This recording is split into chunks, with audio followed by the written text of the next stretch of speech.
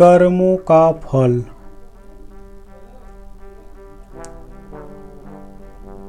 एक बूढ़ा भिखारी लोगों के दरवाजे जा जाकर भीख मांगता था। कई लोग भीख दे देते थे और कई लोग दरवाजे से भगा देते थे। एक सेठ जब भिखारी को अपने दरवाजे पर देखता तो उस भिखारी पर बहुत गुस्सा होता था। एक दिन भिखारी जब सेठ के दरवाजे भीख मांगने गया तो सेठ उसे भला बुरा कहा और धक्के देकर पत्थर से उसके सर पर मारा, जिससे भिखारी के सिर से खून बहने लगा। लेकिन भिखारी ने सेठ को आशीर्वाद दिया कि भगवान आपका भला करे और ईश्वर की कृपा आप पर बनी रहे, और मुस्कुराकर दूसरे दरवाजे चला गया।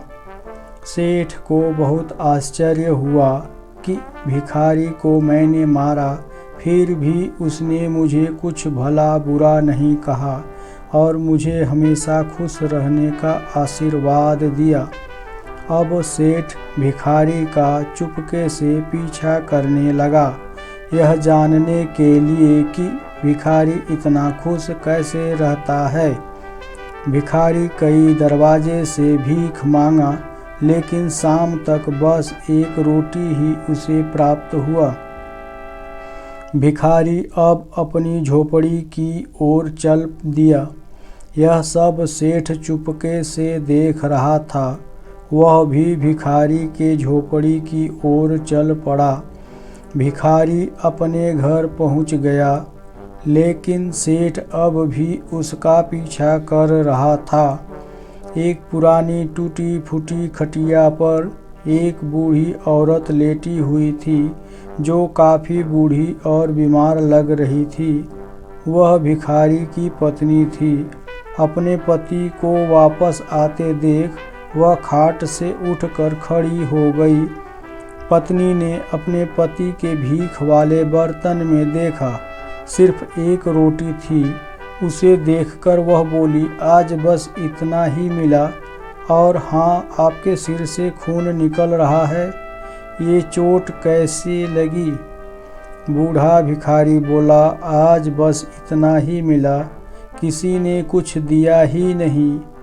सब ने गालियाँ दी और एक ने पत्थर से मुझे मारा, जिससे मेरा सर फट गया। एक गहरा अलौकिक सांस लेकर बूढ़ा भिखारी फिर से बोला, यह मेरे ही पापों का फल है।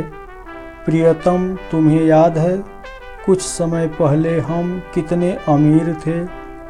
हमारे पास क्या कुछ नहीं था।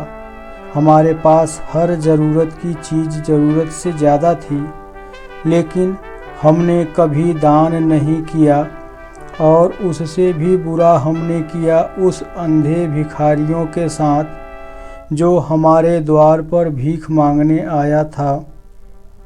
पत्नी की आंखों में आंसू आ गए।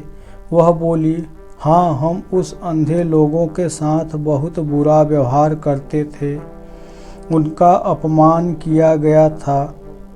उसे खाने के लिए रोटी की जगह पेपर दिया करते थे। उसका मजाक उड़ाया करते थे और कभी कभी मारते भी थे। भिखारी ने बताया कि वह एक बार उसके मुंह पर मिट्टी भी फेंकी थी। वह हमेशा दुखी रहता था। भिखारी कहता है कि भगवान उसके कर्मों की सज़ा दे रहा है। भगवान पापों की सज़ा ज़रूर देता है। उनका श्राप सच हुआ और हम इस दुख भरे जीवन में चले गए। भिखारी बोला, हाँ, उसका श्राप सच हुआ, इसलिए मैं किसी को बद्दुआ नहीं देता। कोई मेरे साथ कैसा भी बर्ताव करे, मैं हमेशा उसके लिए प्रार्थना करता हूँ। मैं नहीं चाहता कि कोई हमारे जैसा जीवन का अनुभव करे, किसी को भी हमारे जैसे दुखों का सामना ना करना पड़े। मुझे नहीं पता कि वह कितना बड़ा पाप कर रहा है, इसलिए पाप में लिप्त किसी को भी ऐसी सज़ा नहीं मिलनी चाहिए। सेठ अकेले छुपकर यह सारी बातें सुन रहा था।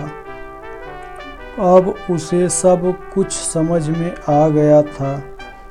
भिखारी और उसकी पत्नी ने रोटी मिल बांटकर खाया और भगवान को धन्यवाद बोलकर सो गए। अगले दिन भिखारी फिर से भीख मांगने सेठ के घर के पास गया।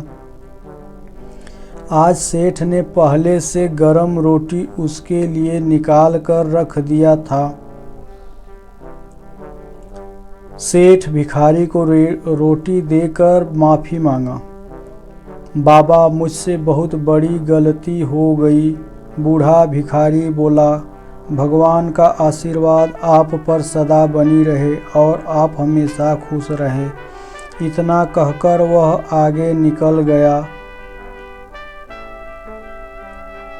इस कहानी से हमें यह सीख मिलती है कि आदमी किसी के बारे में बुरा कहे या अच्छा कहे, लेकिन भगवान सिर्फ कर्म के हिसाब से फल देता है। इसलिए जब भी किसी के लिए कुछ करो तो अच्छा ही करो। अच्छे कर्म का अच्छा नतीजा, बुरे कर्म का बुरा नतीजा। पूरी वीडियो देखने के लिए आप सभी को धन्यवाद। MLP बरही वाराणसी की तरफ से।